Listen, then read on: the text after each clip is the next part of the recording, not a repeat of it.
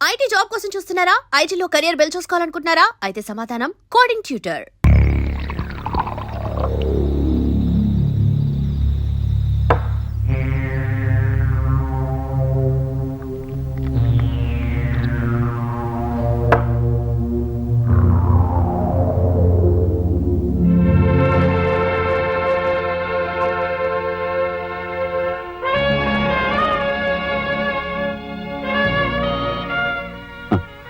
చేతకాని మాలాంటి వాళ్ల ఒంటి మీద ఉండడం కన్నా బూజు పట్టి మూలపడుండడమే మీ గౌరవం. కంచే చేను మేసే ఈ యుగ ధర్మంలో లా అండ్ ఆర్డర్స్, లయర్స్ రక్షణ కోసం వేసే ఆర్డర్స్. ఎస్,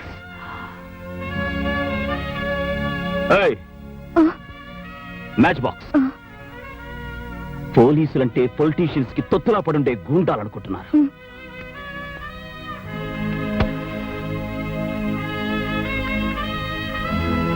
ఏంటి అలా చూస్తున్నావు? మిమ్మల్ని చూస్తుంటే ఏదోలా ఉన్నారు. ఎలా?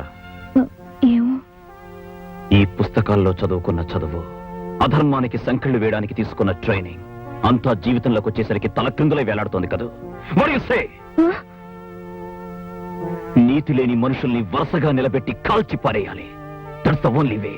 ఏమండి, కంగారు పడకండి. సీఎం గారు మీ మాస్టరే కదా, ఇవన్నీ చెప్తే ఆయనే చూసుకుంటారు కదా. నేను సంపాదించిన సాక్ష్యాల్ని తారుమారు చేసి చట్టరీత్యా వాడిని రాజమర్యాదలతో తీసుకెళ్లారు రాజకీయ ప్రముఖులు. అలాంటప్పుడు ఆయన దగ్గర మాత్రం వాడిని దోషిని ఎలా నిరూపించగలరు? న్యాయం ఇన్ని రకాలుగా వంకర్లు పోతుంటే దేశం ఎలా బాగుపడుతుంది? దేశాన్ని బాగు చేయడం కోసం మీరు తాగి చెడిపోనక్కర్లేదుగా. భోంచెదురుగని రండి. ఒక ముఖ్య ప్రకటన.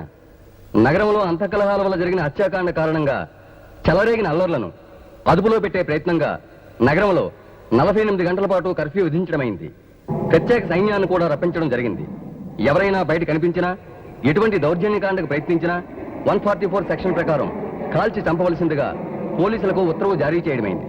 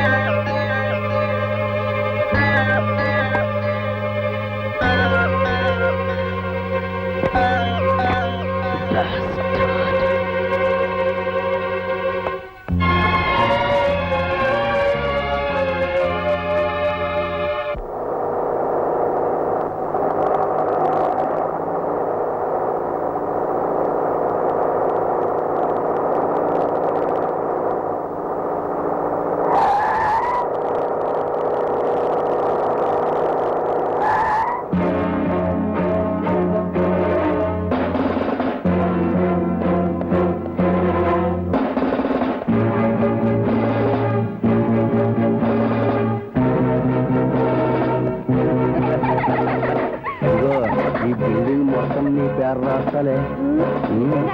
నిజంగా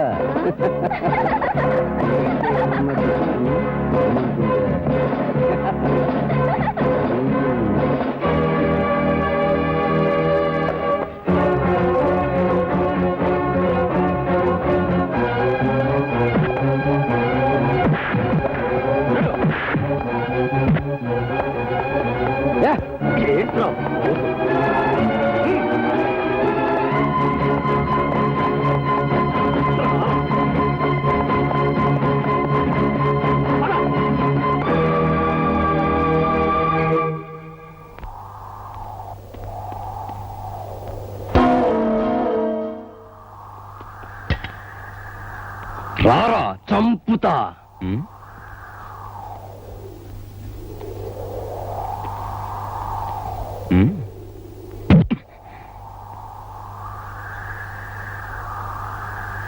థ్యాంక్ యూ.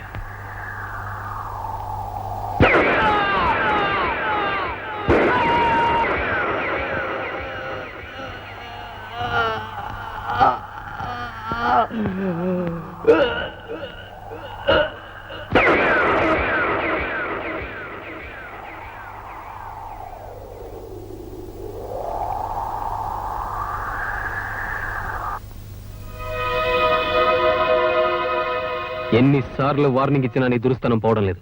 అసలు అక్కడ ఏం జరిగింది? అతను కర్ఫ్యూలో రూల్స్ కి అగేన్స్ట్ గా ప్రవర్తించాడు సార్. అలాంటప్పుడు అతను అరెస్ట్ చేయొచ్చుగా. నీకు నువ్వే నిర్ణయం తీసుకుని ఎందుకు కలిచావు? నేను అరెస్ట్ చేయడానికే వెళ్ళాను సార్, కానీ అతను నన్ను చంపడానికి ప్రయత్నించాడు. దానికి సాక్ష్యం ఏమిటి? ఆ శవం కుడి చేతిలో ఉన్న ఐరన్ రాడ్, నా ఎడం చేతి మీద ఉన్న ఈ దెబ్బ, దానికి సంబంధించిన డాక్టర్ సర్టిఫికెట్. అతను కొట్టగానే తొందరపడి కాల్చి చంపేశావు, అవునా? నో సార్, మన పోలీస్ రూల్స్ అండ్ రెగ్యులేషన్స్ ప్రకారం కర్ఫ్యూలో రోడ్డు మీద తాగి అల్లరి చేస్తున్న అతన్ని అరెస్ట్ చేయడానికి వెళ్ళాను. కానీ అతను నన్ను ఐరన్ రాడ్ తో కొట్టి చంపడానికి ప్రయత్నించాడు sir. So firing rules and regulations ప్రకారం ఫస్ట్ వార్నింగ్ షాట్స్ కాల్చాను సార్. దాన్ని కూడా లెక్క చేయకుండా అతను నన్ను చంపడానికి వచ్చినప్పుడు under the rights of private defence act అతన్ని కాల్చి చంపాల్సి వచ్చింది సార్. ఎనీహౌ, ఒక రెస్పాన్సిబుల్ పోలీస్ ఆఫీసర్ నడు రోడ్డు మీద మనిషిని చంపితే మన డిపార్ట్మెంట్ కి ఎంత చెడ్డ పేరు వస్తుందో నీకు తెలుసా? అదే పోలీస్ ఆఫీసర్ ఒక గూండా చేతిలో చచ్చిపోతే అంతకన్నా చెడ్డ పేరు వస్తుంది సార్. మిస్టర్ విజయ్ కుమార్, ఎంత రూల్స్ ప్రకారం పోయినా కాస్త ముందు వెనక చూడటం మంచిది. ప్రజల్లో సానుభూతి పోయిన తర్వాత మనం చేయగలిగింది ఏం లేదు. That's all, you can go. Thank you sir.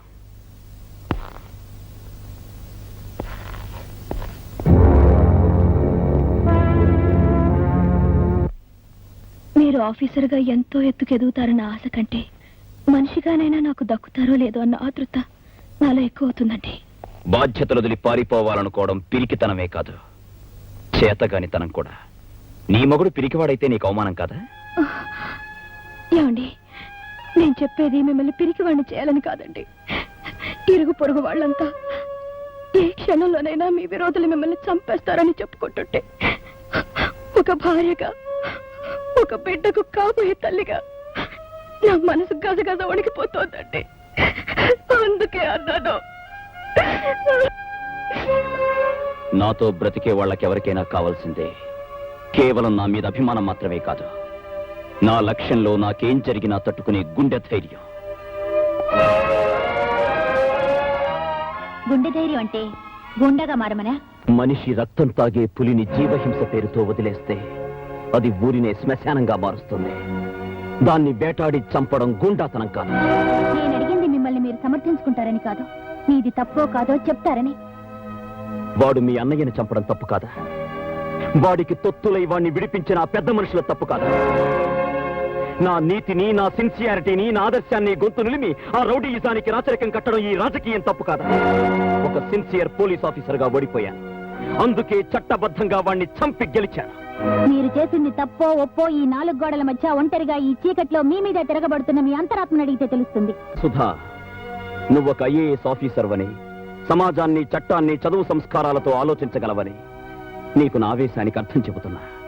ఈ వ్యక్తులు, వ్యవస్థ, పరిస్థితులు, పరిసరాలు న్యాయానికి 4 పాదాలుగా ఉండి సక్రమంగా ఉంటే యువతరం ఇలా దారి తప్పాల్సిన అవసరం ఉండదని, అధర్మం వెర్రితలలు వేసి విర్రవీగినప్పుడు తెగ నరకమని సృష్టించిన ఆ దేవుడే చెప్పాడు. అందుకే ధర్మాన్ని నిలబెట్టాల్సిన చట్టాన్ని అధర్మాన్ని చీల్చే అంకుశంగా చేశాను. అన్న, చిన్నను చంపిన ఆ ఎస్ఐ గాడిని అన్న పెద్ద కర్మ అవ్వకుండానే ఏసెయ్యాల. స్పాట్ ఎప్పుడో చెప్పన్నా. వాణ్ణి ఒక్క ఏటితో నరికితే చాలదురా.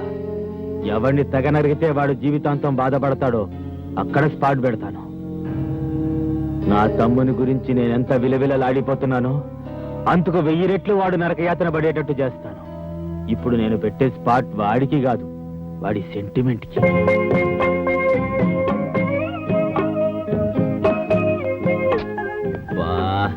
యూనిఫామ్ వేసుకుని ఊరంతా కమాండ్ చేస్తున్నాను, నిన్ను పనులు చేయకుండా కంట్రోల్ చేయలేకపోతున్నాను. ఇలాంటప్పుడు పనులు చేయడం మంచిదని డాక్టర్ చెప్పారండి. ఎవరా రాసుకెళ్ళి నా పెళ్ళాన్ని పనులు చేయమండానికా? చూడండి, తొలిచూలు పురుడు ఆడది పుట్టింట్లో పోసుకోవాలంటారు. నాకు పుట్టిల్లు మెట్టిల్లు రెండు ఈ ఇల్లే. అయిన వాళ్ళు, ఆదుకున్న వాళ్ళు నాకు మీరే.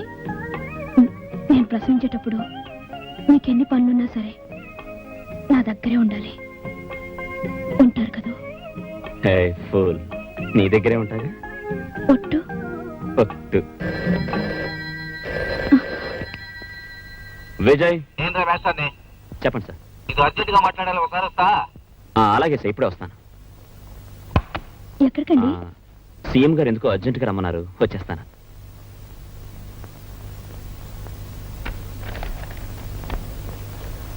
Good evening sir. ఏంది ఈ వెళ్ళేటప్పుడు వచ్చావు? అదే సార్, మీరు ఫోన్ చేశారుగా? ఆ? నేను ఫోన్ చేశానా? అవును సార్, ఫోన్లో మీరే చెప్పారుగా అర్జెంట్గా రమ్మని. ఆశ్చర్యంగా ఉందే, నాకు తెలియకుండా నేను ఫోన్ చేయడం ఏంది? I'm sorry sir.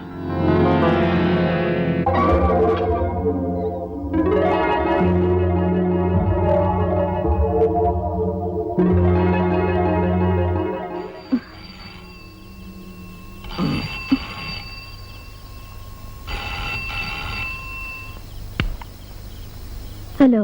పార్వతి, నేను విజయ్ని. ఏంటండి? నేను ఇంటికొచ్చేదాకా ఎవరొచ్చి తలుపు కొట్టినా సరే తలుపు తీయద్దు. నేను ఇంటికొచ్చేదాకా ఎవరొచ్చి తలుపు కొట్టినా సరే తలుపు తీయద్దు. వినపట్టం లేదండి. ఏంటి? పార్వతి, ఉండండి, ఇప్పుడే వస్తాను. హలో.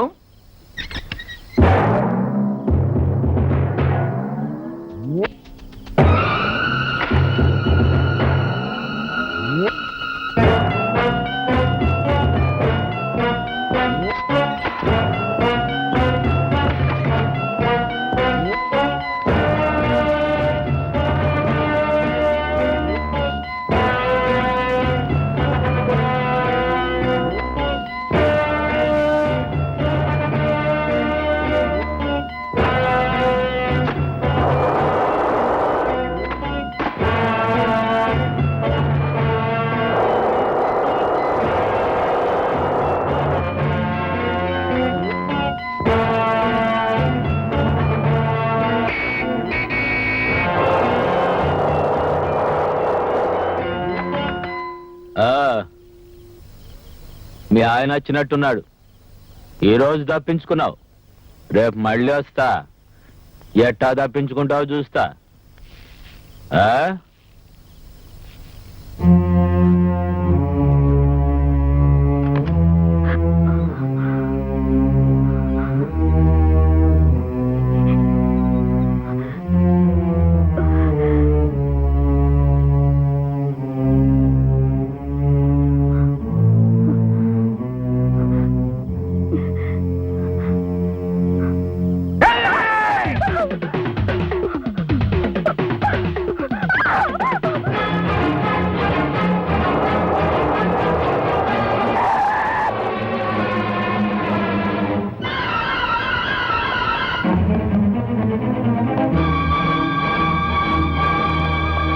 పార్వతి, పార్వతి, పార్వతి.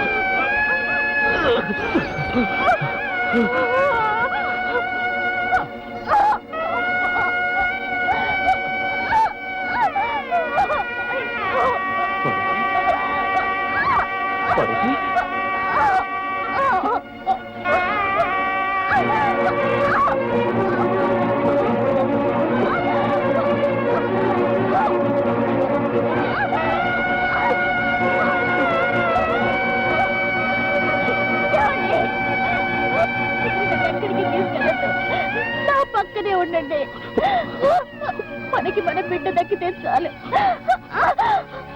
బిడ్డకి తొలి పురుడు తల్లి పోయాలంటారు. మీలో నా తల్లిని చూసుకొనివ్వండి, ఆ పక్కనే ఉండండి. ఉంటారు కదా, చెప్పండి.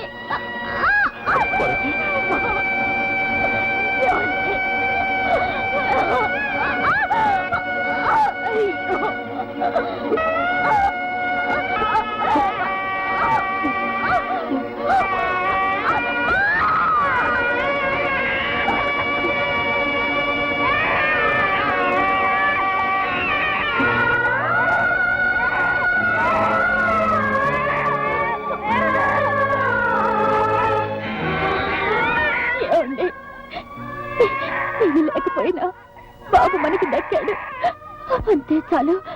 బాబు కోసమైనా ఎవరితోనూ గొడవలు పెట్టుకోకండి. ఇంటి ముత్తైదుగా నా భర్త బిడ్డల చేతి మీదుగా పోయే అదృష్టం నాకు దక్కిందండి. పార్వతి,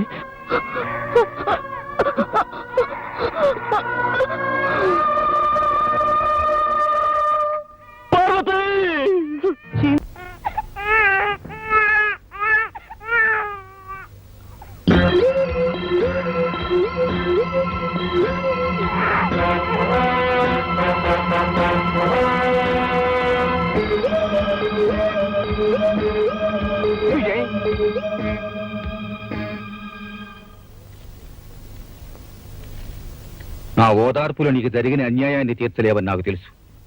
జరిగిందేదో జరిగిపోయింది. ఇంకా సంగతి వదిలేసి జరగాల్సింది ఆలోచించు. ఇప్పుడు ముఖ్యంగా నేను వచ్చింది నువ్వేదైనా తొందరపాటు నిర్ణయం తీసుకునే ముందు ఒక తల్లి లేని పసిబిడ్డకు నువ్వు తండ్రి ఉన్న సంగతి గుర్తు చేద్దామని. పోయిన వాళ్ళని తిరిగి తెచ్చుకోవడానికి మన దేవుళ్ళం కాదు, ఉన్నవాళ్ళనైనా దక్కించుకోవాల్సిన మనుషులం. లా అండ్ ఆర్డర్ గూండాయిజం చేతిలో నడుం విరిగి కూలిపోయింది సార్. వాళ్ళంతా తెలుస్తాను. విజయ్, అట్లాంటి ఆలోచనలే నీకు రాకూడదు. తొందరపట్టానికి ఇది సమయం కాదు.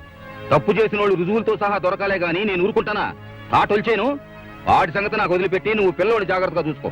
అనాథగా కన్నవాళ్ల ప్రేమకు దూరమైన నువ్వు నీ బిడ్డను మరో అనాథన చేయబాక. నీ మాస్టర్గా చెప్తున్నా, ఉద్రేకాన్ని మరిచిపో. చాలే ఊరుకోవయ్యా. విజయవారి హత్య కేసు ఏమైందయ్యా?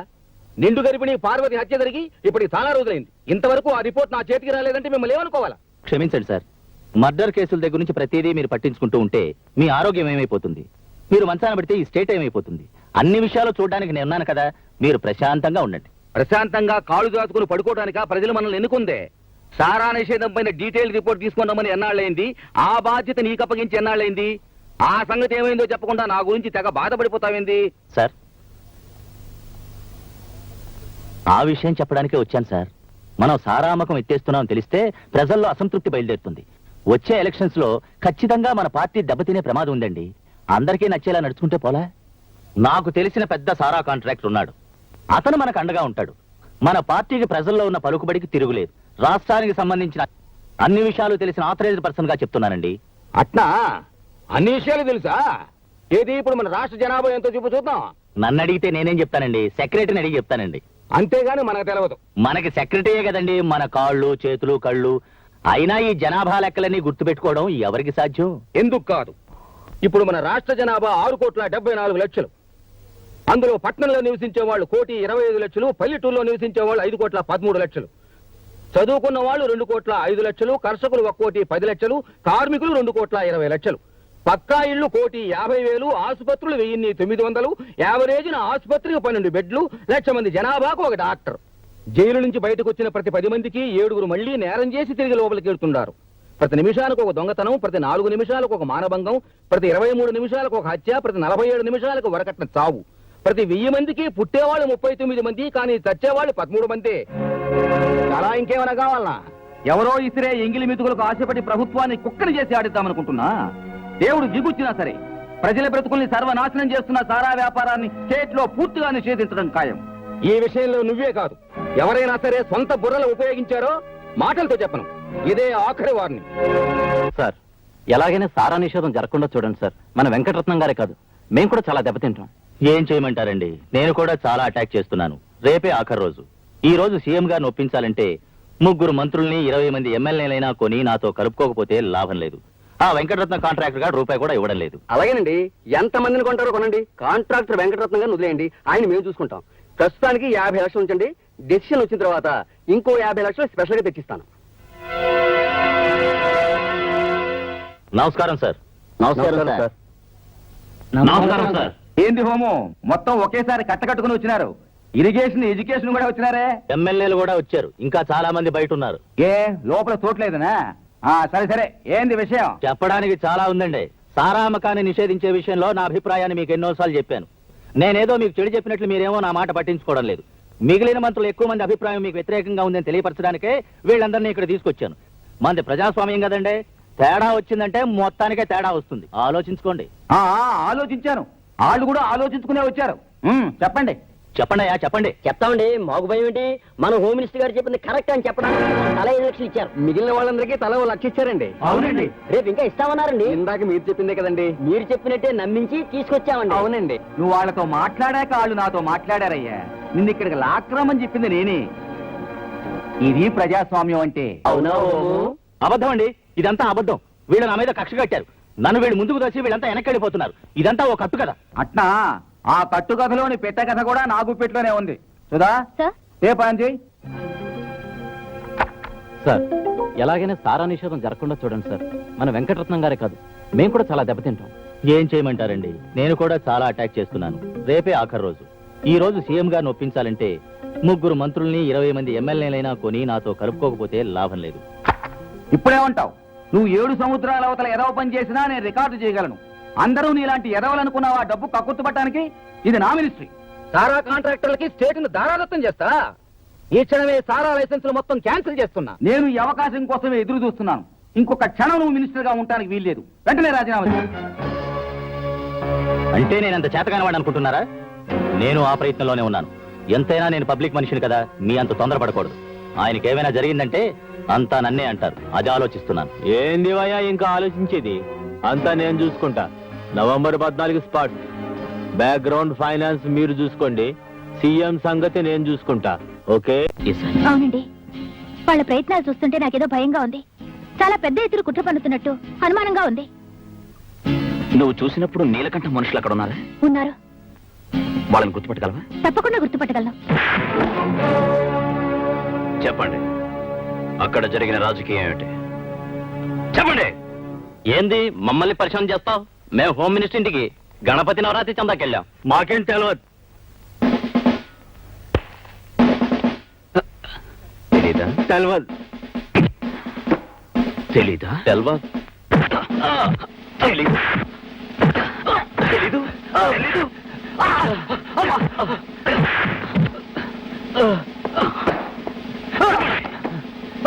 మాకు తెలిసినా మేము చెప్పం. ఏం చేసుకుంటో చేసుకోపో.